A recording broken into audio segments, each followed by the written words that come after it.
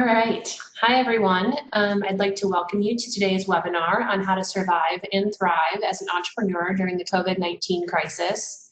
I just want to also start by saying that I know that there's a lot going on right now in our communities, so I wanted to acknowledge that before we get started, and thank you for taking the time to join us today. My name is Shannon Tim, and I'm the Director of Alumni Relations at the Wisconsin School of Business. I'll be helping to moderate our Q&A session at the end of today's presentation, but please feel free to submit your questions throughout the presentation in the chat box. I also wanted to let you know that we are recording today's presentation, and we will share that recording with you afterwards.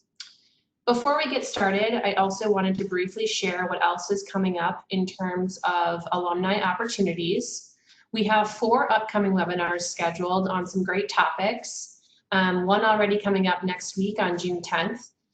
We have been continuing to add new webinars, so make sure to watch your email for any new topics in addition to these listed on the screen. So one next week, another in July, August, and November. And I also want to call your attention to a new event series called Badger Executive Talks that we're really excited about. These are live events that we're going to be broadcasting through YouTube. And Dean Sambamurthy will be facilitating these conversations with a featured executive from our alumni community. And those executives are going to be sharing their lessons in leadership, and they're also going to be taking live questions during Q&A from our audience. So this is the first event in this series, is on June 16th at 7 p.m. Central Time. And we're going to be featuring John Pearson, who is an alum of the Wisconsin School of Business. And he is also Chief Executive Officer of Deloitte Risk and Financial Advisory. So we're very excited to be launching this new series. For more information on any of these alumni opportunities, you can visit wsb.wisc.edu/alumni, and we'd love to have you join us for one of them. So with that, let's get started on today's topic, which is why I know you're all here. So I'm so happy that we have Dan Olszewski and Sungari Seshadri with us today to go in depth on advice for entrepreneurs. Dan is the director of the Weinert Center for Entrepreneurship at the Wisconsin School of Business, where he has taught thousands of students for over 14 years. Prior to joining the school, Dan was CEO and chairman of Parts Now, and he has also worked for McKinsey, IBM, the Federal Reserve Board of Governors, and Yasuda Fire and Marine Insurance in Tokyo. So welcome, Dan. We're so glad to have you. Our second presenter is Sungari Seshadri, who is head of the Stanford Venture Studio, which is a hub for graduate student entrepreneurs. Her previous work includes over a decade of venture capital investing, along with founding roles at 3 different startups. Sungari is a Wisconsin School of Business alum, and she also currently serves on the Wisconsin School of Business Alumni Board. So welcome, Sungari, and thanks so much for joining us today. Thanks for having me. You're welcome. And with that, so I'm going to turn it over to both of you to get us started on the presentation. Thank you, Shannon. We're very much looking forward to this. Sungari and I have worked on kind of dividing this up into some different sections, so we'll be handing it off throughout. But first, just by way of introduction on this topic, is we wanted to come up with some information that we think would be most useful to a wide range of entrepreneurs. But that being said, we also realize you as entrepreneurs and people that are listening in, you're facing so many very different and varied situations, based on your geography, because even in the United States, some counties have had very little incidents and others have been hit incredibly hard by the COVID crisis. Different industries have been affected quite differently. The stage of your company, if you're a startup versus a more established business, and even just many very specific, company-specific or individual-specific situations have had given rise to this being a very different experience for many people and companies. So knowing that there's that much variety and range of different perspectives and situations that you're all facing, what we've tried to do is give you a lot of different information, some thoughts that you can really pick and choose from what may be applicable to your situation and be helpful to you. Very unlikely that all of it will be applicable applicable to everything you're facing, but hopefully there's some nuggets in there that are going to be very appropriate for your company and the situation you're facing. So with that as the setup, we're going to be talking about both the surviving aspect of the situation, moving on to thriving as we go forward, some of the leadership challenges, and to save some time at the end for Q&A. So if we go to the introduction slide, excuse me, the survive slide. So surviving is still, of critical importance, and we say that because at the very least, if you don't survive, there's no opportunity to thrive. And there's the situation that we're facing from you as a business, you needing to kind of get through this crisis and the situation, and try to do so in a manner that allows you to once it ends, and it will end, that you're able to thrive and just be around to take advantage of that situation. So you need to be kind of thinking about that, and it's very quickly changing. I mean, it's amazing. Sangari and I talked about how just even 3 weeks ago when we started talking about this in the space of this period of time, how much has changed just as far as the even economic outlook, and so many more parts of the country are starting to open up and get a little more economic activity that's taking place.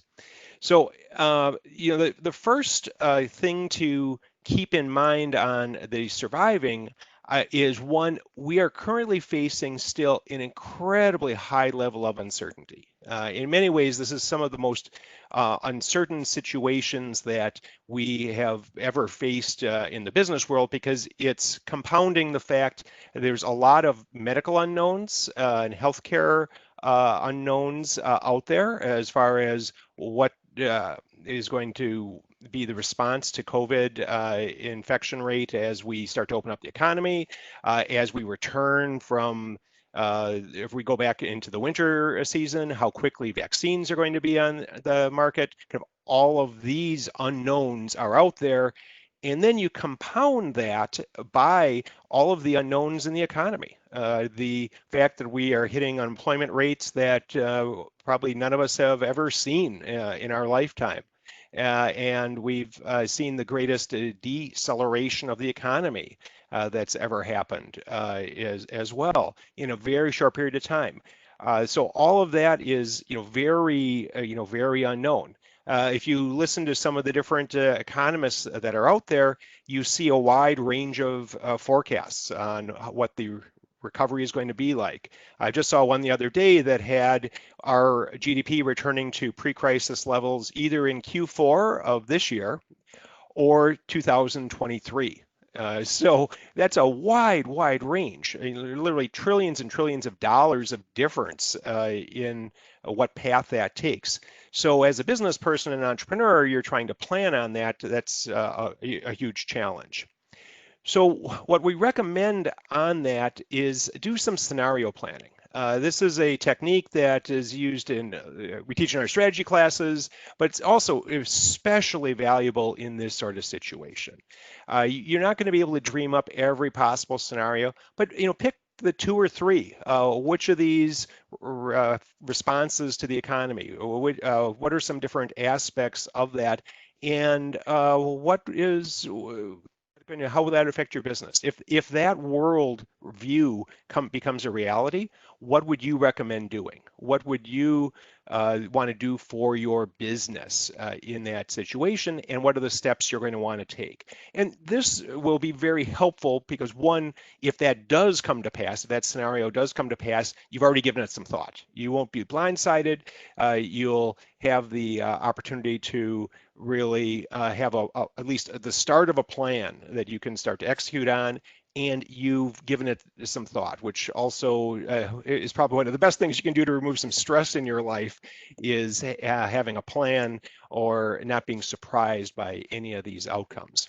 And the other aspect of that is you want to really think about both the good and the bad, and where you can see these scenarios going and where you can see your business responding to those scenarios. So those are a couple of the key survival techniques that I'd like to talk about. And I would like to pass it over to Sangari. Thanks, Dan. That's really great advice. What I was going to get into is some more specific tactics on how to implement that scenario planning and that cash preservation, which I think is really important, especially as Dan said, if you're not around, if your business is not around in 6 months or in a year, then we're not really going to, the rest of the stock is not really going to be relevant. I think the two words that come to mind for me when you're thinking about tactics are adaptability and resilience. So some of the statistics that Dan shared, there's a lot of unpredictability and a lot of uncertainty ahead of us. We have some view of what the next 3 months is going to look like, or maybe the next 6 months and the next year, but they're all hypotheses at this point. So that scenario planning is really important. And I think one exercise that I've seen recommended around in the news is imagining your business a year from now. And let's say you're completely out of cash and you looked back on your 12-month cash flow statement. What are sort of 3 to 5 line items there that you wish you didn't spend money on? And in reverse, maybe looking at your cash flow statement today or for the last 12 months or the last 3 months and looking at what are your biggest line items. They tend to be things like real estate, travel, obviously headcount, which I'll address in a minute. But then there are subscriptions, food, benefits, things like that. And really looking hard at what is your business looking like today, and what can you imagine your business to be in the next 6 to 12 months, particularly, and where can you make those cuts? Remote work is here to stay for a while. I know we're reopening and a lot of companies are going back to work and employees are getting back into offices. But I think we've proven to ourselves that virtual work can exist. It does not come without flaws, but can you take advantage of that and trim down expenses such as office costs or real estate costs and take advantage of some of that remote work? None of us are traveling much these days, and that's huge. That can be a big line item on a lot of companies' budgets. So can you take advantage of the fact that you're saving on travel? Can you take advantage of the fact that maybe your employees are not eating at the cafeterias as much, depending on what size your company is? I know a lot of startups don't necessarily have that, but really looking very carefully at those big line items. Talking to vendors, landlords, lenders about options to renegotiate your contracts, renegotiate lending, loans or financial commitments that you have. Everybody understands the situation, and I think there is a general willingness to be flexible. Finding ways to reduce that cash burn. I will caution that with saying, don't get too caught up in the short term where you cut so heavily that your business can't operate. So also making sure that you are able to sustain, and that as we start to reopen, that you're able to turn the lights back on, or kick into high gear as quickly as you were able to shut down. I want to talk for a minute about headcount in particular, and then two other points. On the headcount, it is a big line item for a lot of companies, and unfortunately, we've already seen that it's the first place to go for many companies to cut costs very quickly and significantly. If you need to do it, obviously take the time to be thoughtful about it. And use it as somewhat of the last resort, because we also know that hiring talent and finding good talent and training talent is really difficult, time consuming and expensive. So if you have good employees, you don't want to let them go too quickly. There are other ways you can, other things to address first before you get to the hard decisions of layoffs is starting with a hiring freeze. Maybe salary reductions at at executive levels or where it makes sense? Can you look at non-cash compensation? Can you reduce non-essential benefits or perks that are taking up some cost? And can you explore furloughing versus layoffs? Some of you may have already gone through this. As Dan was saying, when we first started talking about this webinar, we were very much sort of in the middle of the crisis. Even a month later, we feel like we've moved past the thick of the crisis a little bit, and we're looking ahead. And then, and then we have new crises that we're dealing with this week. So it's certainly a fast-changing world.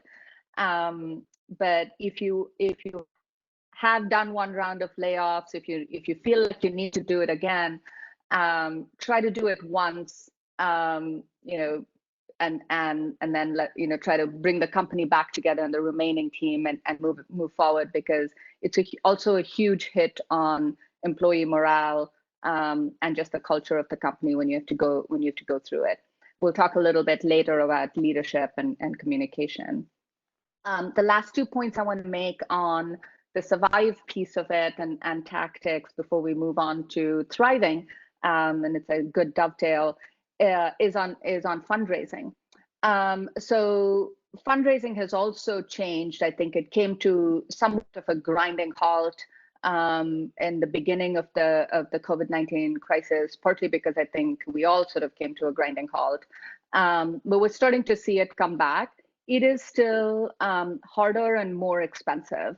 And is taking longer for deals to get done, and valuations are down. So if you're trying to raise venture funding in particular, I think it is challenging. The money is still out there, and deals are getting done, but they're definitely at a lower pace. I would think about other forms of funding if you haven't already taken advantage of some of the available support from the different banks or loans or financial organizations. Definitely looking into that and thinking very carefully about, is this a short-term funding gap as we're reopening, and as we do reopen, and as we talk about how do you thrive, can you meet that need in the future, versus is this cash that you're really going to need for a longer period of time, and using the right financial instruments to fill that capital gap. And then the last thing I want to say is to not forget about revenue. So in times like this, I think it becomes very easy to focus on the expense side of your income statement, and to cut, and you have to do that. But I think if there are opportunities to increase your revenue, well, two things. One, definitely think about preserving your revenue, and making sure that you don't lose as much of it as possible, and protect it. But are there actions that you can take to actually grow your revenue as a way to bring cash in? Which seems like a great segue to go into the thriving part of the discussion. So can we switch the slides to the thriving? Thank you.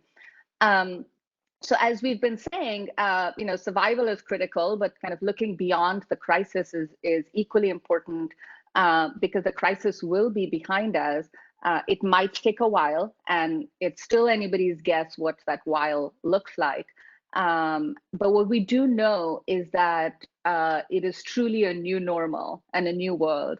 And so I think it's going to be a question of the companies that not only survive, but are really kind of adapt to the new worlds that we're in, and reinvent themselves, and are innovative in the way that they operate in this new normal, are going to be the ones that truly succeed. Particularly as we're reopening, and many states and parts of the world are reopening, I think it's really important to be thoughtful about how we reopen, and how you reopen as an organization, and how you come out of this, to not snap back too quickly to old ways, and to really think about this as almost like a new chapter of your business, and reevaluate your plans, reevaluate your strategies, and in some ways go back to the drawing board. Customer behavior has quite significantly and will change quite significantly as we all come out of this. There are clearly industries that have been disrupted significantly, where there is going to be a new way that we operate. We can talk about travel, retail, restaurants are all operating in new environments. But as consumers too, our behaviors are different. As businesses, our behaviors are different. Universities are operating differently. Every aspect of every type of customer is behaving differently, has different needs. So really thinking carefully about how has your customers' world been impacted by COVID? What are their needs right now versus their needs maybe in the pre-COVID days?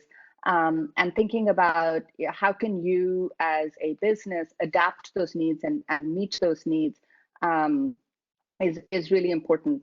Rethink your assumptions, because whatever hypotheses or projections or predictions you made when you were doing your 2020 financial plan are certainly not holding true.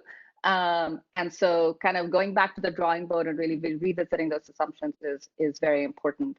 I'm sure you've all seen the stats out there about how consumers form new habits in 21 days. And so we've all formed very new habits in the last 3 months that we've been in various shelter in place or work from home.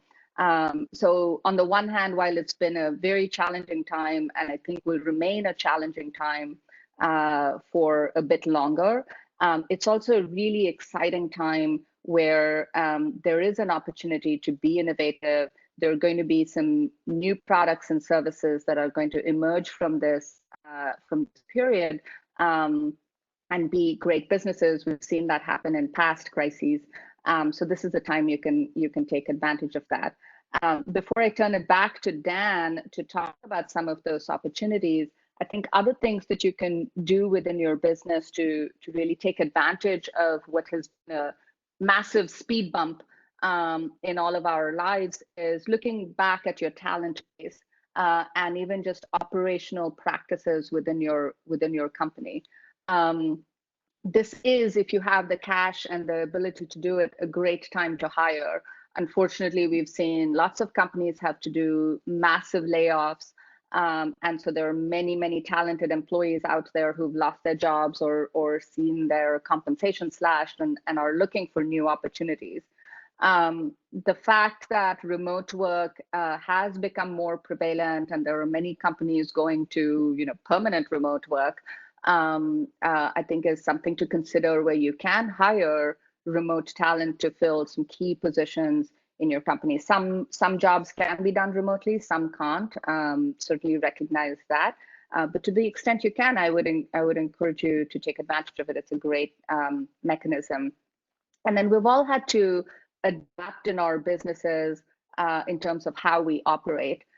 So rather than just going back to the way you were doing it before, really looking at operational work changes you've made operationally to see whether you want to stick with some of those, keep some of those new behaviors that maybe bring more speed, agility, and more of that leanness to your business, while still kind of looking at where do you want to go back to the old, maybe an old way of doing something.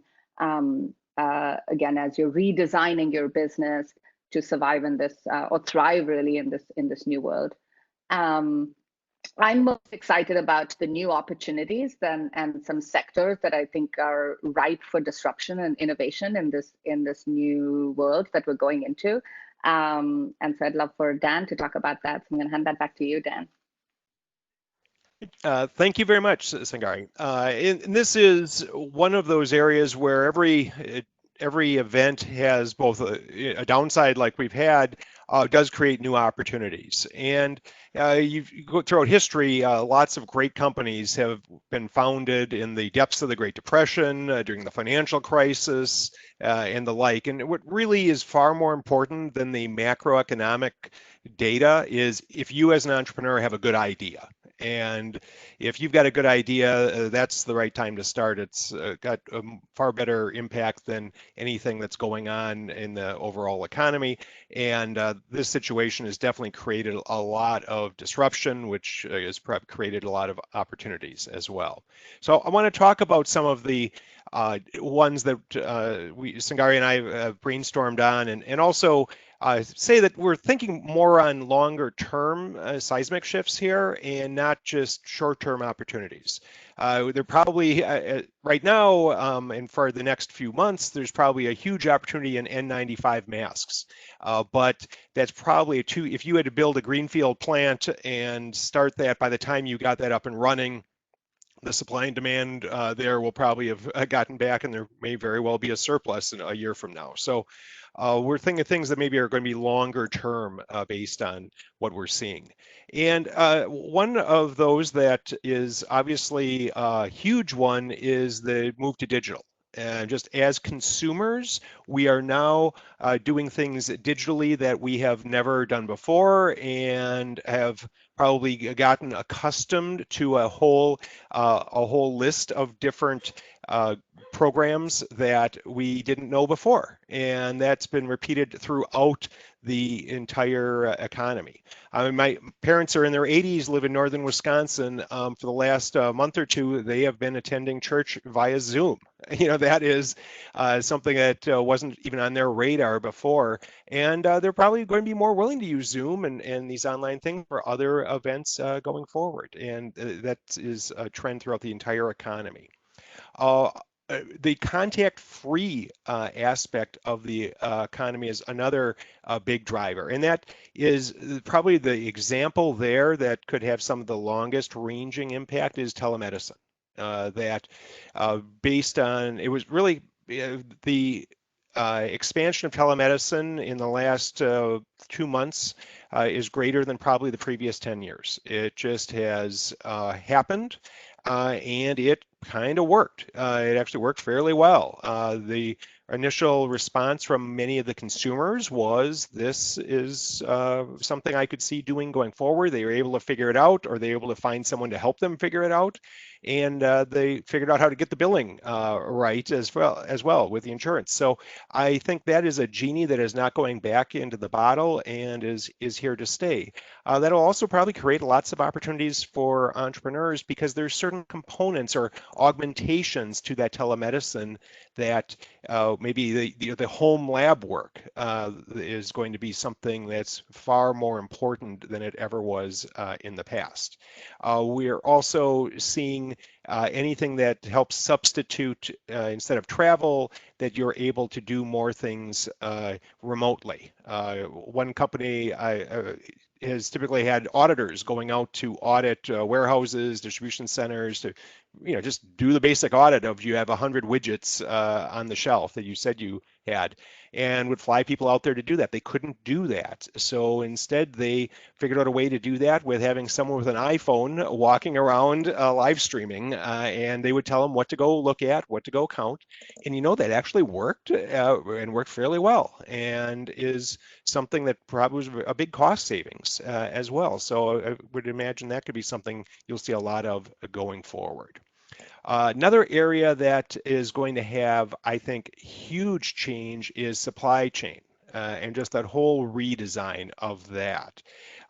First off, you're going to see the demand for a lot more resilience in the supply chain, because that is something that in the past, maybe you as a company said, I don't want to have a sole supplier, I'll have a couple.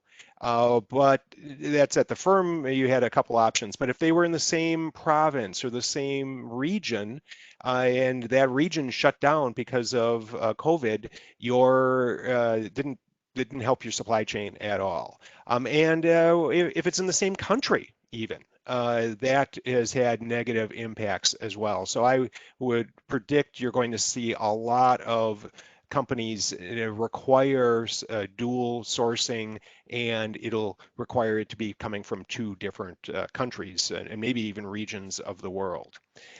Your domestic production is going to increase. That's not even, I think, a political issue any longer. For certain products, they're coming out of this, there will be requirements that it be made in the US just from a security, national security, health security aspect. So there will be probably some products that have been outsourced over the years that are going to be domestically produced going forward. And as part of that, you're going to require far greater transparency to your supply chain as well, so that your customers really have an understand what risks that exist in their supply chain via your supply chain.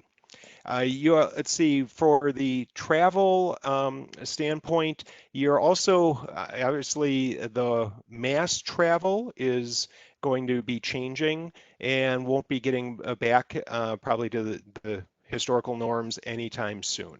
I saw some interesting data coming out of China when they opened up their economy in Shanghai. They actually saw a real spike in car usage, well above historical norms.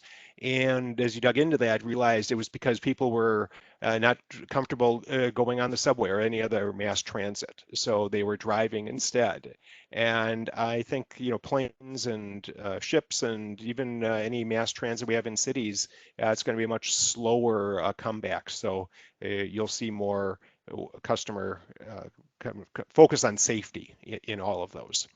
And then some of the industries that we've already seen a lot of change, ranging from the life sciences to entertainment, the fitness and the wellness side of things, as well as our own education. People have been really kind of forced to innovate over the last couple months in all of those spaces. And some things have worked, some things haven't. But obviously, everyone's learning from that and is going to probably make progress and come up with new solutions to fix either the problems or take advantage of the opportunities in many of those spaces. I think one of the interesting ones here is that fitness is both very much kind of the mental health and the and physical as well, because it became fairly apparent that as many of us were sequestered at home and you know, living that way, people miss that social component to the workplace, and figuring out how to create something that would help that and replace at least part of that for mental well-being of their employees and people became that much more important. So that was another area that I think we've seen a lot of innovation, and a lot of that will be here to stay. So just some thought starters for you as you look forward, but I think there are definitely a lot of disruption, which is going to create a lot of great future opportunities here. So we'll transition to leadership. And in this, let's see, we have a little under 10 minutes on this. So we'll do this probably a little fast, not that it's not critical, it's just in the interest of time, we want to leave some time for Q&A. That the leadership aspect is one that, if as an entrepreneur and leading an organization, these are challenges you've never thought you were going to face as well. And a couple important, it's important both for the survival of your organization, the health of your employees, and your ability to thrive going forward. And the good news is, I think many leaders have really stepped up to this role, and it's been very impressive, in fact, and a lot of pride to see in many leaders that I talk to and alumni that this is something that they have felt was a real critical role and an important calling for them. So first off, your stakeholders, and this is always a challenge when you're a leader, but this is, you have not just your employees, but you've had to communicate with your investors, your board members, your customers, your suppliers, kind of across the board. and really understand what their issues are, but also what yours and how you're standing as well. And yeah, just that sort of communication is critically important and makes a huge difference as you are moving forward, getting through the crisis, as well as when you are moving into the thrive mode. A couple important messages as far as communications is you really can't overdo it. It's so, most of us, when you're leading an organization, feel that, oh, you know, I've said this 100 times. You kind of get tired of it as well.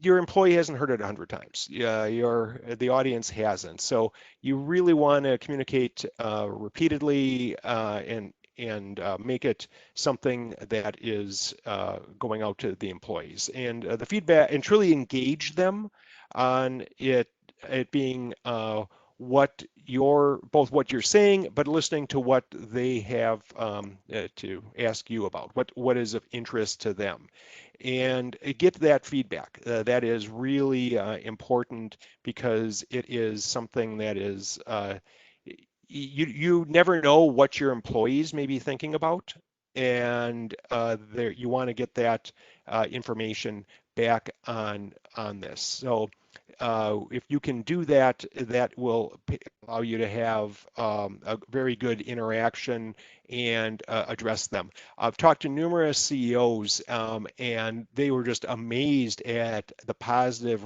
feedback they got from their employees when they did these kind of employee listening sessions, or answers. And there's some nice applications out there where you can people can pose questions, employees can upvote them, those sorts of things, where you get a real feel for what are their concerns, what do they want to know more about, and you can answer to that. Very valuable. Also, really ground your communications in facts. Your credibility is key. You don't want to make any promises that you can't live up to, and also be confident, or be willing to say that you don't know, or that this is the answer for the short term, but long term greater uncertainty. And given all the uncertainty that's in the world these days, I think employees will appreciate that, and not be shocked.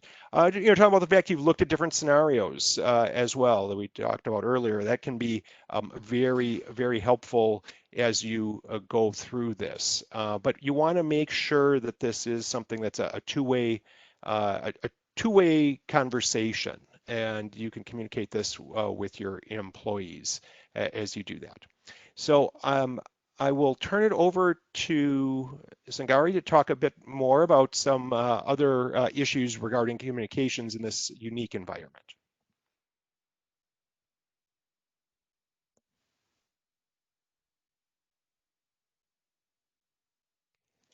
Sangari, I think you're muted.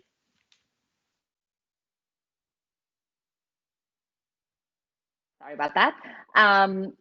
No, thank you for those tips, Dan. I think this week has also shown how important leadership is, and communication is, and we've seen some amazing leaders step up with communications out to their teams and employees. So dovetailing on what Dan said, I think while remote work has been shown to have lots of positive advantages, it's also very challenging. I think we're seeing that, and I'm sure we're all experiencing it, that there's not that much separation between home and work and world, and we're being bombarded all the time, and there's so much uncertainty. And I think the key message there is that it's not equal. It's not the same for everybody. Different people have different situations at home. Different people are experiencing not only COVID-19 and that crisis and the health aspect of that differently, but also the economic aspect of that differently. And then, we're in new crises as of, the more recent days. So really giving people the space to be able to talk about that and recognizing that, I think, is really important. I think one of the things I've come to realize very quickly is that switching to virtual is not as simple as, oh, we used to meet in person, let's just, hop on WebEx or hop on Zoom. You're losing engagement, you're losing that team spirit, you're losing a lot of the ad hoc conversations that used to happen in the hallway or in the, around the water cooler. You're losing the ability to go have lunch with somebody, even if we can do Zoom lunches.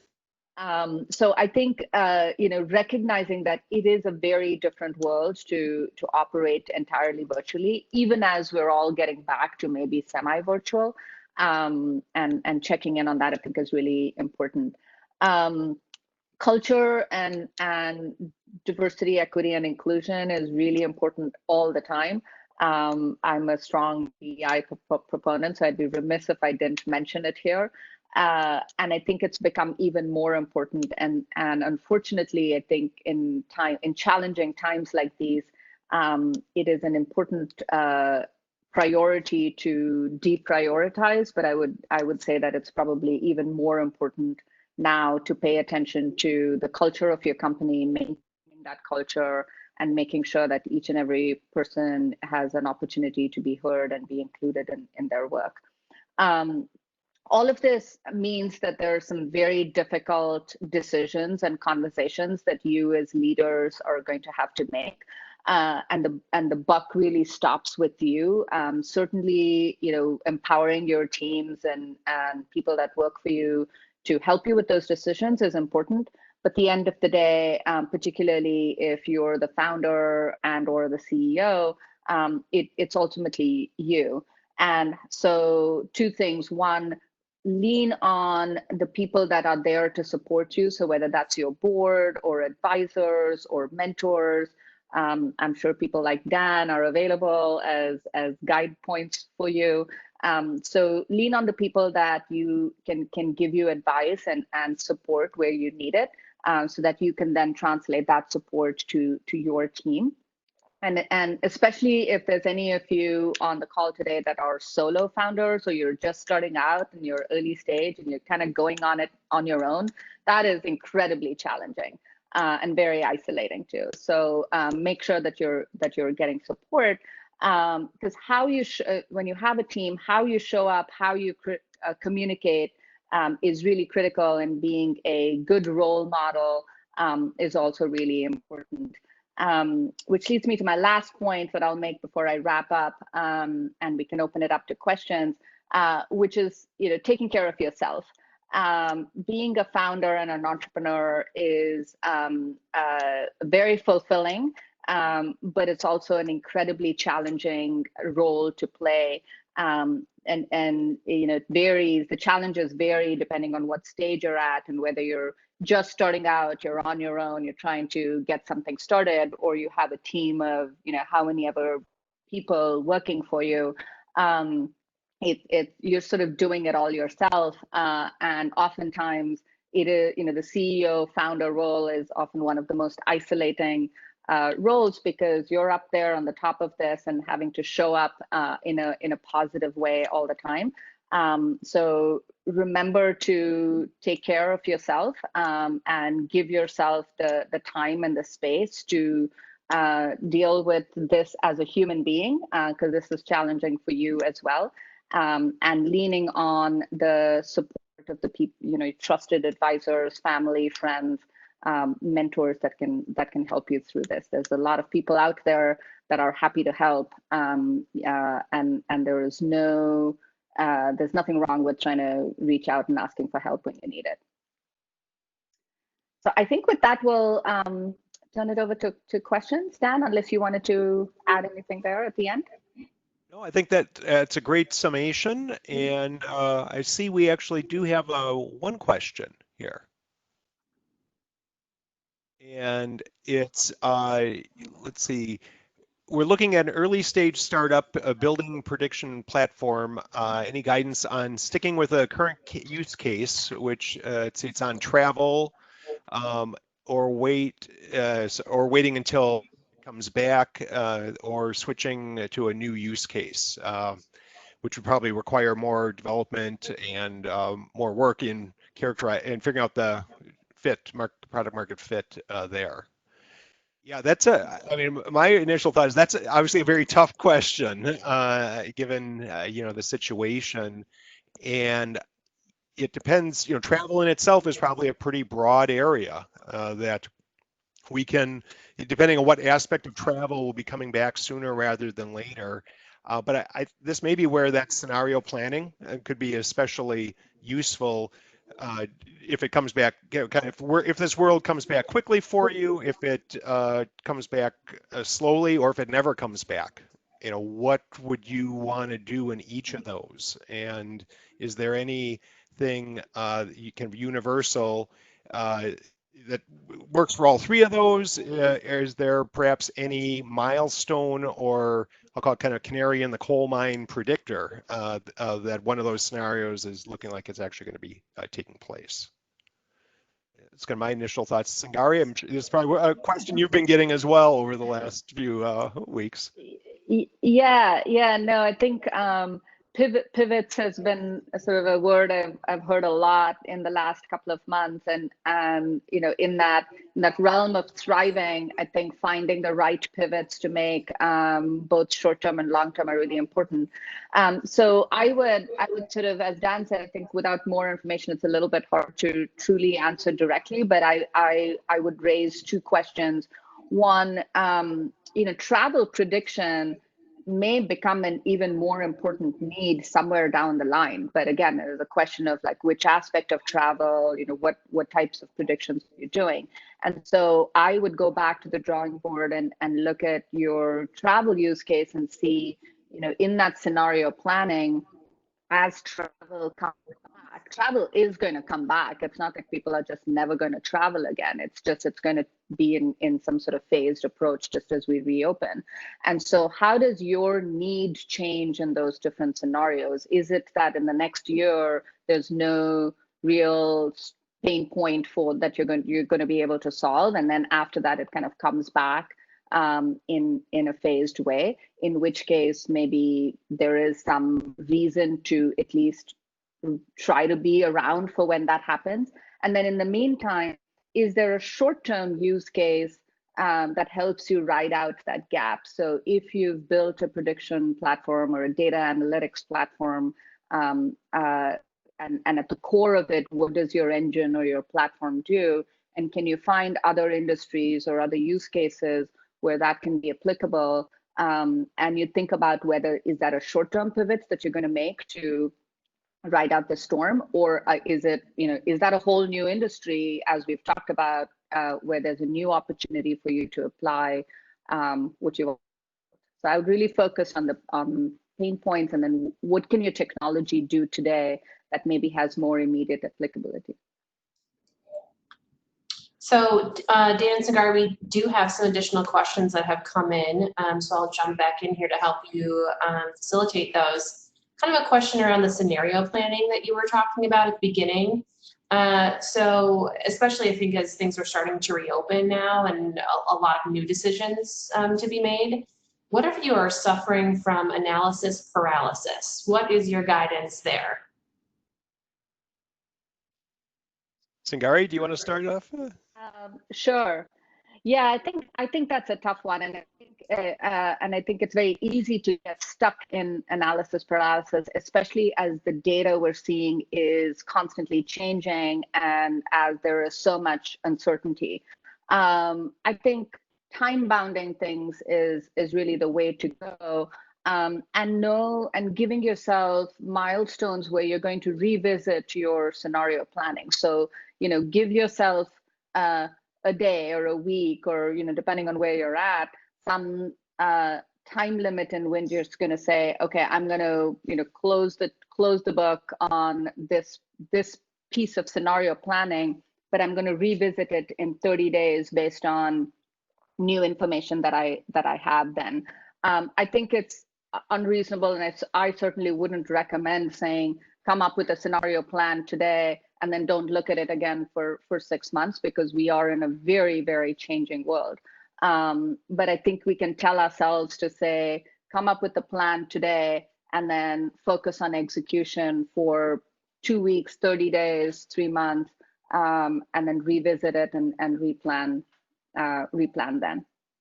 I think that's great advice. The only thing I would add to it is you also, don't try to create every possible scenario. You really want to have it limited to kind of a three, maybe 2 to 4, maximum. You're not looking for the 12 possible outcomes. It's because you'll get a lot of learning and confidence just even doing those 2 to 4 will make a world of difference.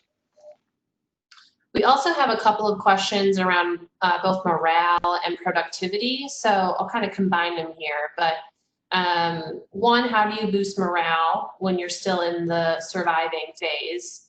And two is more about productivity. A lot of people are saying that working remotely has been successful for them. But we have a question saying we're still in the survive phase. We haven't thrived yet. And there's a concern that people think that this reduced level of productivity that they're now operating at is sort of the new expectation. So any suggestions or advice on messaging to staff during that time? And this is one of the reasons, great questions. I think this is going to be a big challenge. I believe I've talked to 3 CEOs in the last 2 weeks that did kind of like pulse surveys of their employees before they came back, so over the last few weeks. And all 3 had the same outcome of there's a significant percentage of their employees who are loving working at home. There's a significant percentage that are hating working at home. And there's a group of people in the middle that are like, well, I could see doing this a couple days a week. And then overlay that on some health concerns that individuals have and that. So all of them have been like, boy, there isn't like a one answer fits all here. And that's going to be a challenge as you go forward. The productivity, I think that's one that there's been some pretty varied data on probably by role and by what the person's doing. Because there are others where they're like, yeah, boy, the productivity has actually been quite good. And they've re-engineered and empowered employees because of it and had some very positive outcomes. But I'm also quite certain that the questionnaire is accurate, that there have been others where it's just dropped, it's dropped significantly. And how do you remedy that is going to be a challenge going forward. Singari, you have some thoughts on this? Yeah, just some quick thoughts to add. I think you're right, Dan. So it is a challenge. I think the remote work comes with its trade-offs. I think on the one hand, we're seeing people who commuted for a long time to their jobs are loving it because they're not sitting on the road or in a train for an hour. And then people with young kids at home are probably really struggling because trying to balance childcare and kids while trying to do work is really challenging. I've seen that with people on my team. I think a few things. I think recognizing that it is not easy for everybody and kind of trying to see how do you configure people's jobs, how do you configure people's time in a way that accounts for this idea that it's not 9 to 5 jobs anymore. I think because we're all at home, there's sort of, at least I find that there's sort of a fluid, you start at some point and you end at some point and you're kind of always on. And it's in the first couple of weeks, I know it was spilling into weekends as well. So this idea of separation of work from home is not there as much.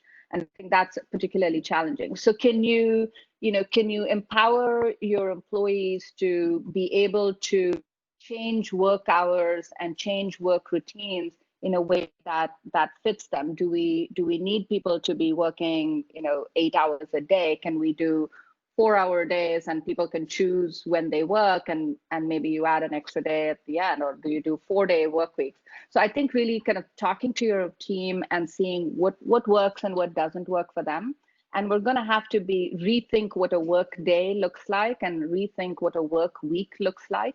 And then the only other thing I will say with that is, as you're trying to rethink your business or adapt, can you allow people, can you think of new projects or new roles or things that people can take on as a way to boost that morale and find some motivation to work? This is a great time to be trying to do some job sharing or try to come up with a new project that somebody can work on. I think new things get us all excited.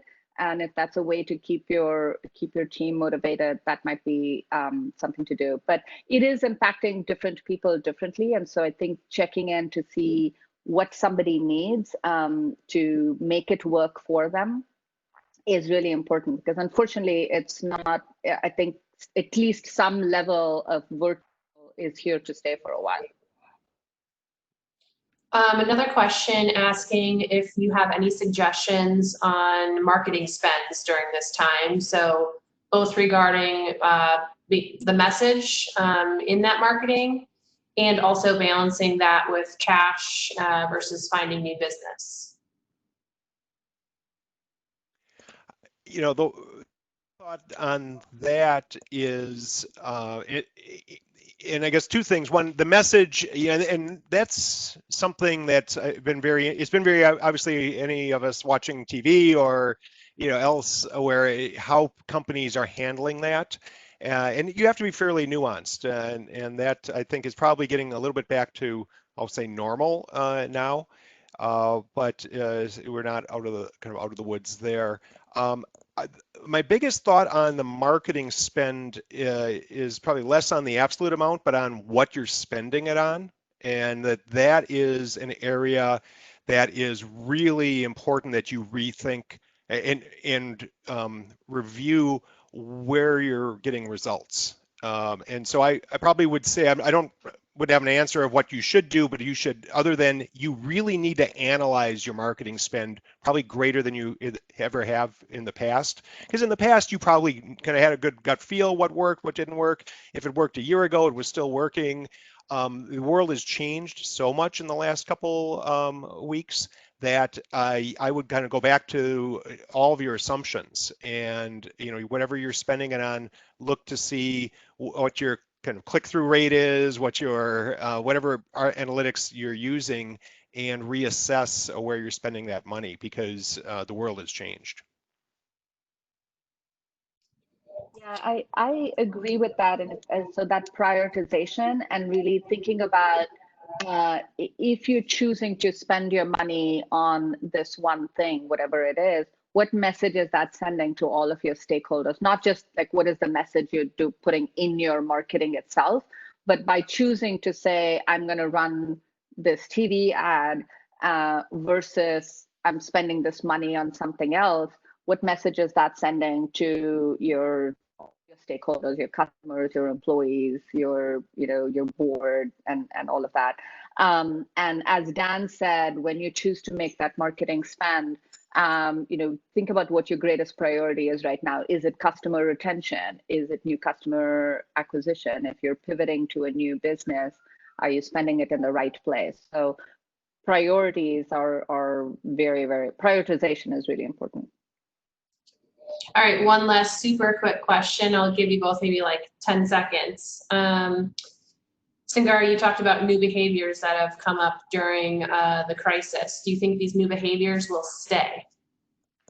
I think some new behaviors will certainly stay. I think we're consuming more content in a different way. I think we're focused more on wellness. I think mental health is going to be a huge priority, and new ways of work.